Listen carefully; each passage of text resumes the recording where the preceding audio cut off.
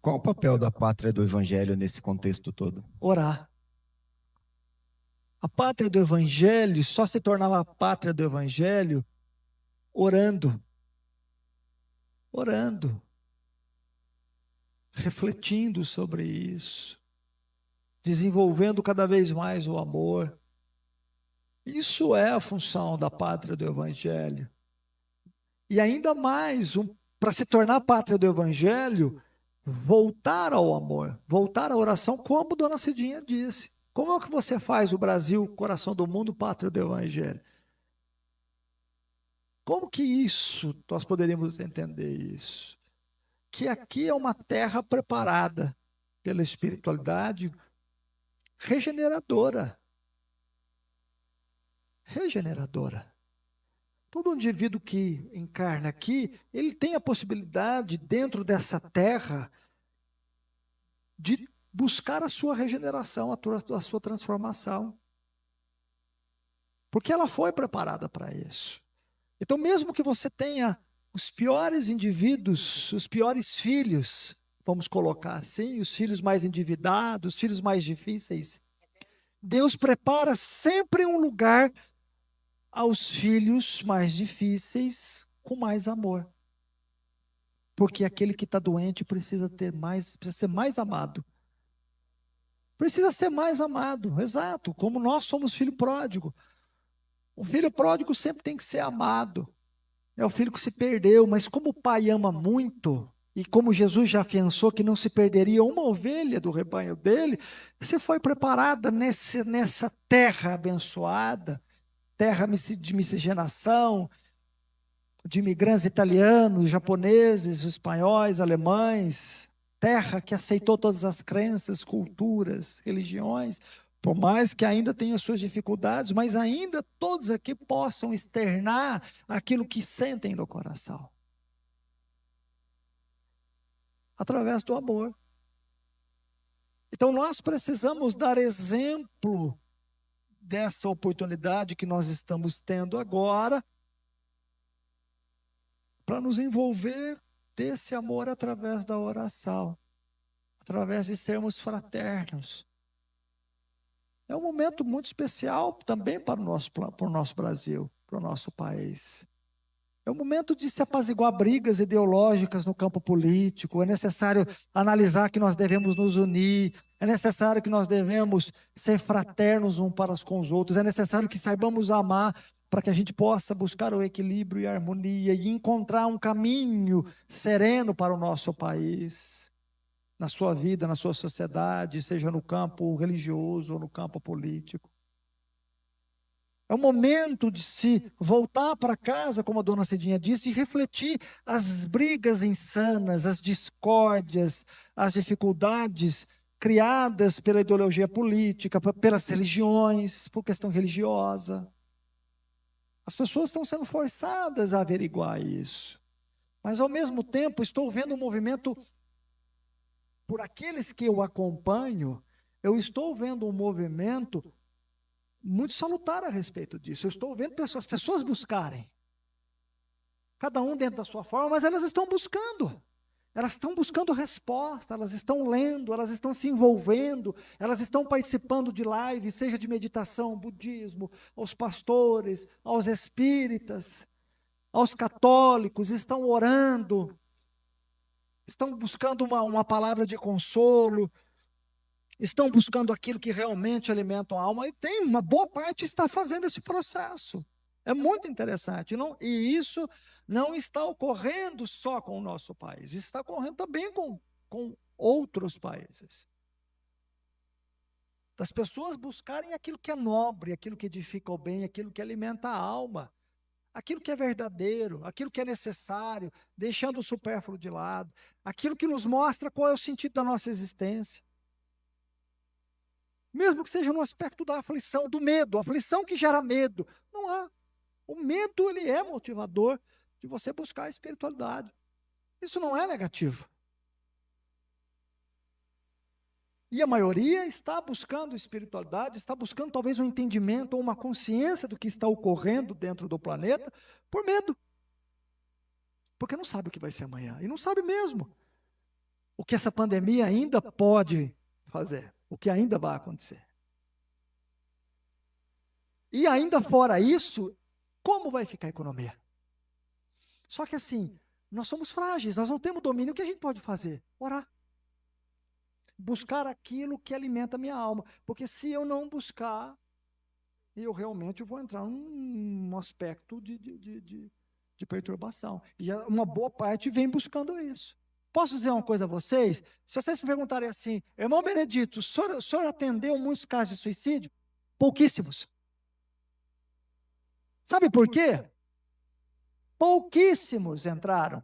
Sabe por quê? Porque familiares voltaram a se falar. Familiares voltaram a se falar. Aquele vazio que eu sentia na alma, e aí eu tive que se aproximar do meu irmão, da minha esposa, daquele que mora comigo, e aí eu preciso também bater papo, porque eu também só está eu e ele agora, não dá para ficar o dia inteiro no celular, porque também cansa. As pessoas voltaram a se falar. Então está saindo aquele vazio. Pais voltaram a conversar com seus filhos. Pais voltaram a estudar com seus filhos. Pais voltaram a brincar com seus filhos, a jogar jogos com seus filhos, a contar histórias. Vamos almoçar sem celular. Isso vem ocorrendo muito. Coisa que já tinha perdido a singeleza, a simplicidade da vida. Então, se você me falar assim, irmão Benedito, suicídio aumentou, digo a você que abaixou o número de suicídio. Abaixou. Olha que interessante. As pessoas voltaram para casa, filha. As pessoas voltaram para casa e passaram a assumir realmente suas personalidades, suas posições. Passaram a assumir o papel de mãe, passaram a assumir o papel de marido, papel de pai, e assim por diante.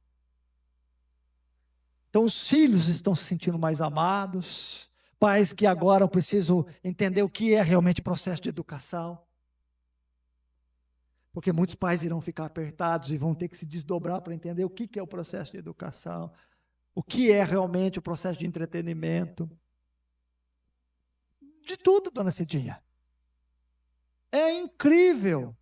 É que quando a gente começa a vislumbrar, porque você vai acompanhando os lares, você vai acompanhando as famílias, e que no qual a gente tem feito isso muito, não só as famílias de vocês, que frequentam o centro espírita, que frequentam essa casa, mas nós estamos visitando inúmeras famílias de outras religiões ou não, fazendo caravanas, fazendo prece, ajudando, olhando, e estamos percebendo isso. E percebemos isso. Que a vida voltou a ter brilho. Que a vida voltou a ter sentido, porque as pessoas começaram a ficar mexidas. Deus não é maravilhoso? Deus não é misericordioso? Porque Deus está nos dizendo o seguinte: volte aos seus e ame.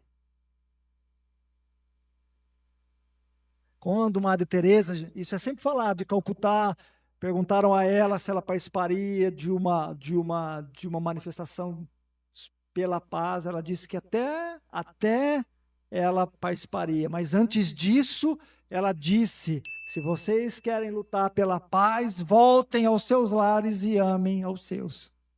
Cuidem dos seus.